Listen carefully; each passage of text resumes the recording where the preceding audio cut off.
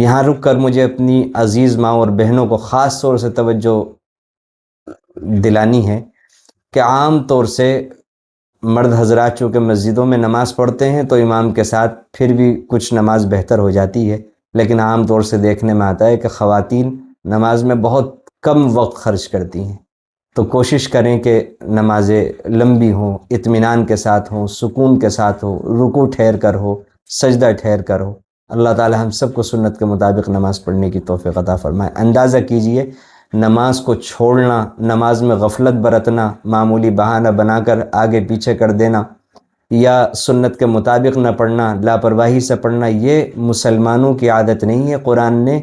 ان عادتوں کو منافقوں کی عادت بتایا ہے۔ اب ہمیں سوچنے کی ضرورت ہے کہ کہیں ہمارے اندر یہ عادت تو نہیں ہے۔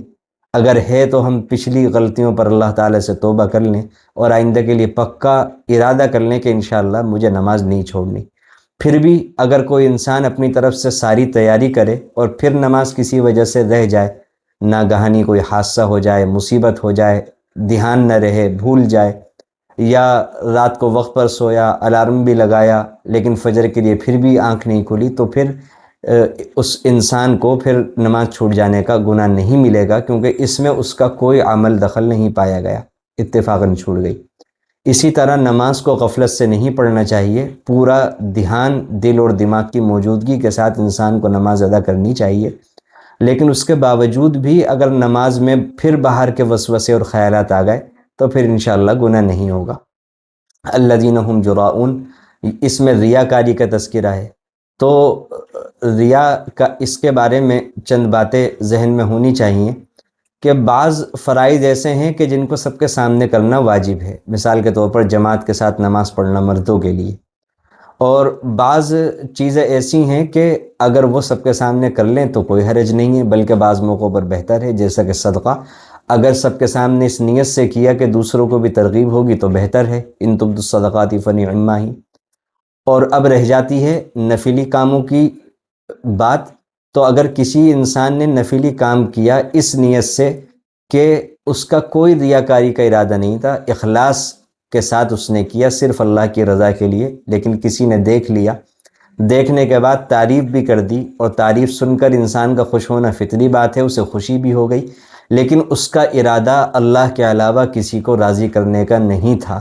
تو پھر یہ چیز ریاکاری میں نہیں آتی۔ ریاکاری کی پہچان اور علامت یہ ہے کہ ریاکار وہ ہوتا ہے کہ اگر اس کو کوئی دیکھنے والا نہ ہو تو وہ اس کام کو نہ کرے۔ مثال کے طور پر انسان سب کے سامنے لمبی نماز پڑھتا ہو اور جب تنہائی میں ہوتا ہو تو وہ چھوٹی نماز پڑھتا ہو، تو اس سے سمجھ میں آ جائے گا اس انسان کو خود کہ وہ خالص نماز نہیں پڑھ رہا ہے بلکہ ریاکاری کے ساتھ نماز پڑھ رہا ہے۔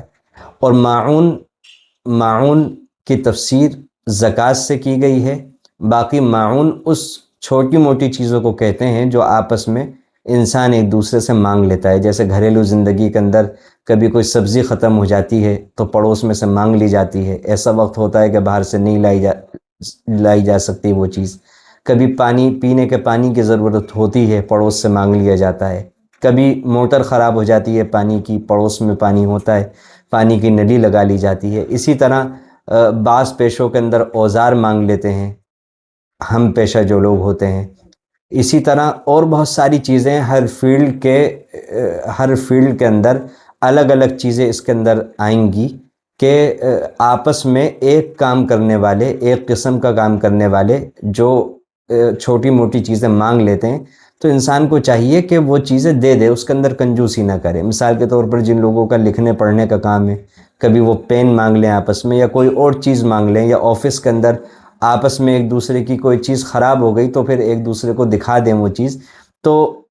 اگر کوئی انسان ان چھوٹی موٹی چیزوں کو بھی منع کر دیتا ہو تو یہ اچھی عادت نہیں ہے، اس کو منافق کی عادت کہا گیا ہے۔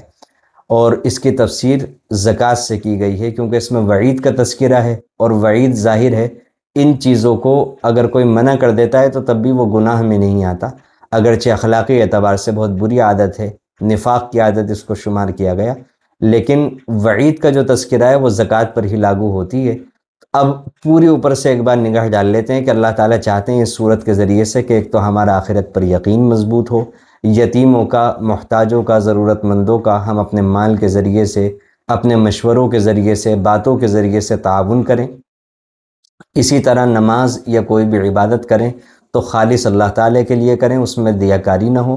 اور ہم اپنے وسائل سے، اپنے سامان سے، اپنی چیزوں سے، اور جس چیز سے بھی اگر ہم کسی کے کام آ سکتے ہوں تو انسان کام آنے کی کوشش کرے۔ زیادہ سے زیادہ اپنی ذات کو دوسروں کے لیے خیر کا ذریعہ بنائیں، اپنی ذات کو دوسروں کے لیے نفع بخش بنائیں، اپنی ذات سے انسان دوسرے کو تکلیف دینے والا، نقصان دینے والا نہ بنائے۔ اللہ تعالی ہم سب کو ان باتوں پر عمل کی توفیق عطا فرمائے۔